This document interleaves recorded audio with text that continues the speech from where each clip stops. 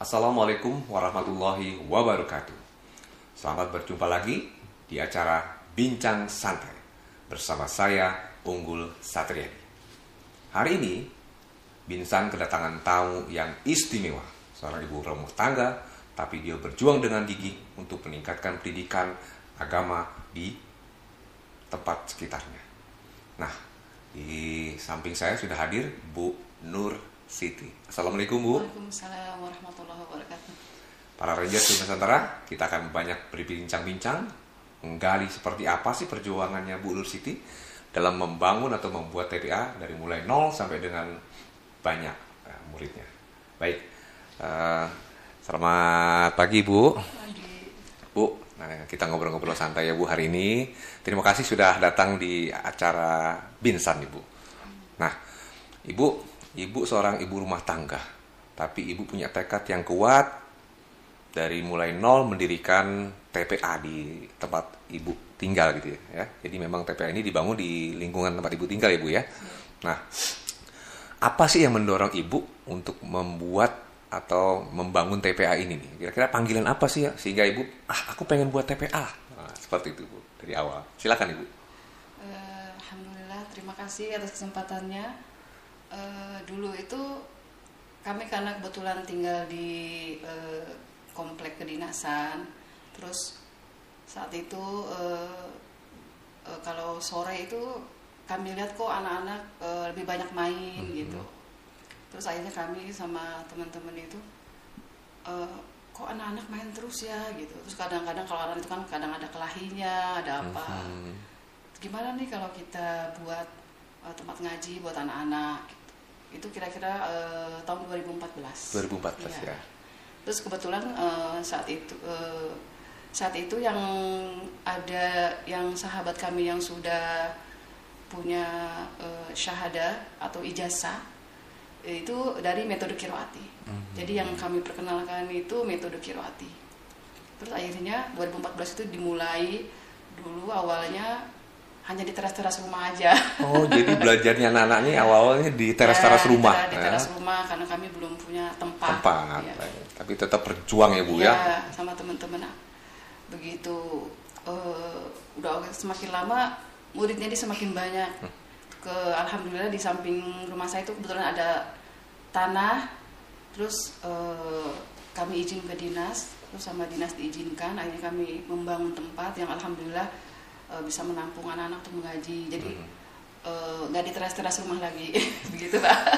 Jadi awalnya di teras-teras rumah, kemudian ada tempat, ada tanah kosong dibangun. Nah, kan dari teras rumah kemudian jadi pindah ke bangunan ini kan pasti kan butuh biaya nih. Apakah biaya ini Ibu keluarkan sendiri atau mungkin patungan atau mungkin ada donatur Bu sehingga bisa terbangun TPA ini? Alhamdulillah ada yang ikut membantu juga. Alhamdulillah ya. Saya pikir kalau kita berjuang untuk kebaikan pasti Allah membukakan jalan.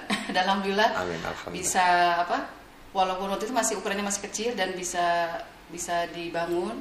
Terus mengingat masih makin banyak muridnya, akhirnya diperluas lagi. Alhamdulillah ada yang membantu juga. Masya Allah. Jadi dari mulai kecil ya, kemudian dibangun lagi, dan itu disupport ada oleh para donatur ya Bu ya. Baik Bu. Nah Bu, kalau boleh tahu pertama-tama yang ikut di TPA Ibu kira-kira berapa orang Bu awal-awal Bu? Awal-awal itu mungkin tetangga sekitar. Ya sedikit. Okay. Terus lama-lama karena kita tinggal di lingkungan dinas terus banyak, kebetulan kami tinggalnya di komplek Marinir. Nah kebetulan mungkin kalau pagi atau sore banyak bapak-bapaknya yang biasanya mereka tuh pada olahraga ngelewatin rumah kami. Nah mereka tuh ngelihat kok ada kan karena kebetulan rumah kami itu di kompleknya agak pojok, nggak kelihatan keluar. Mereka melihat terus kok ada TPA di pojok gitu kan. Terus kok beda pengajarannya. Akhirnya mereka tertarik. Terus mereka daftarin anak-anaknya ke kami. Nah kebetulan sih sebagian besar memang anak-anak tentara ya yang mendaftar. Ya, alhamdulillah Ibu ya. Nah Bu, lebih banyak di range usia berapa Bu yang ikut TPA di tempat Ibu? Atau mungkin Ibu khususkan memang harus yang umur sekian yang boleh masuk, yang umur sekian nggak boleh gitu? Ada persyaratan khusus nggak Bu? Biasanya sih yang disarankan itu usia 4 tahun ke atas. Jadi 4 tahun itu lebih bagus. Cuma kadang ada orang tuanya yang karena melihat temannya udah pinter ngaji 3 tahun pun 2 tahun pengen dimasukin gitu. Cuma karena itu jadi PR buat gurunya gitu kan. Karena kalau anak usia di bawah 4 tahun itu masih harus dibimbing semuanya. Misalnya kalau pengen ke kamar mandi, sedangkan orang tuanya kadang ninggal gitu. Kadang ada juga yang sampai istilahnya BAB itu Becky ada juga. Itu ada yang terus mungkin dukanya itu, cuma ya sudahlah bagaimana lagi ya. Dibawa dengan suasana senang aja Ibu yang menikmati. Jadi kalau tadi dengar cerita Ibu, ya ini sebenarnya banyak orang tua yang mungkin salah berpikir ini TPA, ini bukan penitipan anak ya Bu ya. Karena usia 2 tahun 3 tahun saya pikir ya belum bisa dilepas gitu sama orang tuanya. Tapi ya mau nggak mau namanya orang tua sudah percaya di tempat Ibu ya. Ya tapi kan guru-gurunya jadi ekstra Ibu, nggak cuma ngajar tapi ngurusin hal-hal yang hari-hari, mungkin ke kamar kecil dan lain-lain yang tadi Ibu seperti sampaikan ya. Ya semoga para gurunya dibalas oleh Allah dengan ganjaran yang berlipat-lipat ya Bu ya. Luar biasa Bu. Nah dengar-dengar Ibu sekarang udah pindah nggak di Cilandak, di Sawangan. Nah di Sawangan Ibu buka lagi gitu ya Bu ya? Iya betul. Jadi nanti kalau pindah dari Sawangan pindah buka lagi ya, luar biasa nih Bu ya. Ini semangat sekali nih Bu. Boleh cerita nih bagaimana nih sekarang di tempat baru di Sawangan Bu? Karena kita tinggal kemarin itu TPK Asufa yang di Cilandak itu karena dinas. Karena ke dinas itu kan ada masa waktu tinggalnya. Tuh, akhirnya kami pindah ke Sawangan. Karena di Sawangan karena kemungkinan karena jaraknya jauh antara Sawangan dengan Cilandak, saya nggak mungkin ngajar ke Asufa lagi. Sedangkan saya masih ingin ngajar anak-anak mengaji, belajar mengaji. Akhirnya saya izin ke guru-guru kami, diizinkan buka TPQ. Akhirnya beliau izinkan, akhirnya kami buka lagi di Sawangan. Alhamdulillah. Ini luar biasa nih, banyak mungkin kalau kita lihat orang ya wanita bikin satu TPA pindah mungkin udah dalam titik 2014. Nah Ibu pindah tahun berapa? Maret 2021. 2021 udah hampir 7 tahun mungkin dalam titik itu. Tapi Ibu justru pindah ke tempat baru ya, bawa semangat baru bikin lagi TPA. Wah luar biasa nih. Nah ini yang perlu contohnya Pak buat ibu-ibu rumah tangga dimanapun sebenarnya kita bisa berkarya atau berkontribusi untuk membangun pendidikan ya, terutama di pendidikan Quran ya Bu. Nah Bu Nur Siti, jadi metodenya yang dilakukan di TPA itu metode qiraati berarti Bu ya. Nah, itu yang mungkin menjadi nilai beda ya dengan TPA-TPA yang lainnya, sehingga orang mau menitipkan anaknya untuk belajar Quran di tempat Ibu. Dalam perjalanan waktu nih Bu, nah selain ada di Cilandak, Sawangan, Ibu punya nggak target atau visi ke depan pengen buka cabang di tempat-tempat lain gitu ya Bu? Kalau buka cabang kemungkinan karena biasanya gini, guru-guru qiraati ini tidak hanya mengajar di satu tempat. Jadi ada sebagian guru-guru qiraati yang mengajar di sekolah. Jadi misalnya karena saya ibu rumah tangga cuma bisanya mengajar di satu tempat, dia kan harus mengurus keluarga juga. Siap Ibu. Jadi hanya di satu tempat. Cuma kalau banyak sebagian guru qiraati yang mengajar nggak hanya di satu tempat. Mungkin beliau juga punya TPQ sendiri, tapi mengajar juga di tempat lain. Biasanya seperti itu, di sekolah, di pesantren juga gitu. Banyak yang seperti itu. Kalau sekarang saat ini di Sawangan ini karena masih juga di rumah saya, masih juga di teras namanya. Wah, dimulai dari teras lagi ya Bu ya. Ya, mohon doanya supaya Allah memberikan rezeki bisa membeli tanah buat bangun TPQ Mustafa. Alhamdulillah. Amin ya. Ya amin ya, semoga bisa membangun TPA seperti yang di Cilandak ya, bisa menampung. Kalau boleh tahu, yang di Cilandak sampai dengan saat ini jumlah muridnya berapa Bu? Alhamdulillah sekitar 100 lebih sih, 100 lebih, 150. Ya.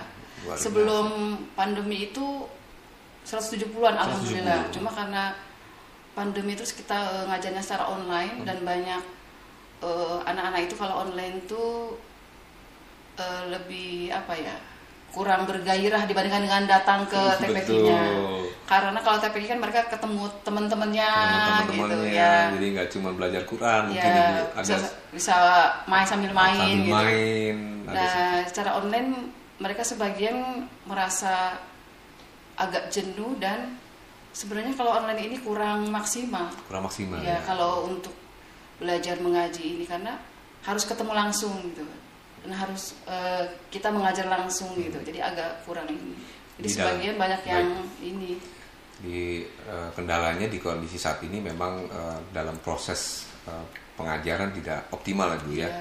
Dan anak-anak mungkin juga tidak bisa fokus juga terhadap apa yang kita lakukan karena dalam yang keseharian pada waktu offline mungkin ibu lebih bisa melihat reaksinya, mungkin dengan ada beberapa simulasi dan itu lebih efektif dibandingkan online karena anak-anak ibu ya pasti kan fokus atau konsentrasinya nih masih sangat rendah, jadi banyak perlu dibimbing oleh para guru-guru. Nah kalau yang di Sawangan sekarang berapa Bu?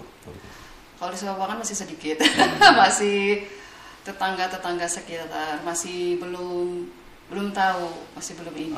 Masih baru ya Bu. Ada 10-20 orang ada? Mungkin masih di bawah 10 aja, masih di bawah 10. Tapi alhamdulillah bagi saya yang penting mereka istiqomah, ngaji, itu aja sih yang paling penting. Dulu kan juga di Cilandak juga dimulai dari jumlah yang sedikit ya Bu ya. Ya, tapi dengan jumlah yang sedikit, semoga yang tadi Ibu sampaikan biar sedikit tapi istiqomah belajarnya dapat itu menjadi contoh buat nanti tetangga-tetangga Ibu di sana. Baik Ibu, wah ini luar biasa bincang-bincang kita kali ini, semoga bisa menginspirasi para ibu rumah tangga di seluruh Indonesia. Nah, Ibu ada pesan dan kesan mungkin ke para wanita, ibu rumah tangga yang lain nih di seluruh Nusantara? Ya. Kesannya apa pesannya? Pesannya karena yang pernah saya baca ada ungkapan bahwa wanita adalah madrasah pertama bagi anaknya.